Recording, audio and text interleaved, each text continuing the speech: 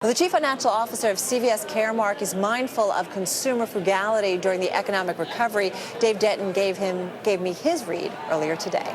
The consumer is very cautious today. She's very mindful of the dollars that she's spending within, kind of across kind of all outlets at the moment. But having said that, our sales productivity in our stores have been quite productive. I think what we're seeing today is the consumer is shopping much more on promotion today than they ever did. While we're not promoting more, the consumer are seeking out those value alternatives much more aggressively than they have in the past, which is actually great news for our private label business. Our private label products are very high quality. They're aggressively priced. And they're marketed really smart because they're often right next to a similar product. I've been there. That's correct, and they're just great products. So when a consumer tries those products, she typically sticks with them. You say, Dave, that the consumer is cautious, that she's cautious as she was 6 months ago, less cautious? I think she's been pretty much the same from what we've seen. If you look at our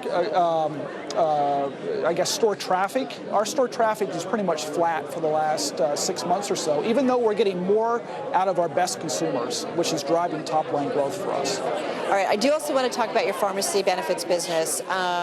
Revenue growth from your pharmacy benefits business was about double that of the retail pharmacy business in the past 2 years, just looking at some numbers. So talk to me about the outlook here for this business. Well, this year, from a PBM perspective, we're having a little step back on the top line growth due to some client losses in 2010.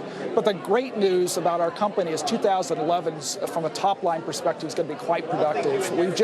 How productive? We've just announced an agreement with Aetna as a large relationship. That's going to drive over $8.3 billion in top line growth in that business.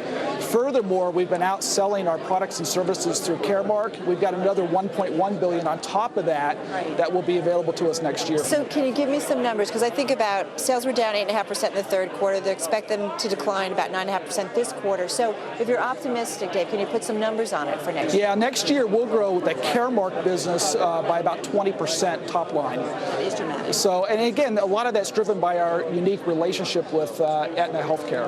All right. I've got to ask you about the legal woes, because that's definitely an overhang on the stock at this point. You've got the FTC, you've got more than 24 states looking into your business practices at this point. I mean, that impacts the bottom line because of the legal costs also. I mean, when do you get through this? Well, you know, we've been engaged with the FTC for some period of time. They've been looking at our business practices. We're fully cooperating with that investigation. We have a very productive relationship with the FTC. But, and I think if you go through our products and services, we feel very strong about the outcome of this. Keep in mind that we put the companies together to do two things. One is to lower healthcare costs for Americans, and two, provide greater access to healthcare for those people who shop in the pharmacy space. So I think those two objectives are core to our mission, and the products and services that we're offering are driving those objectives.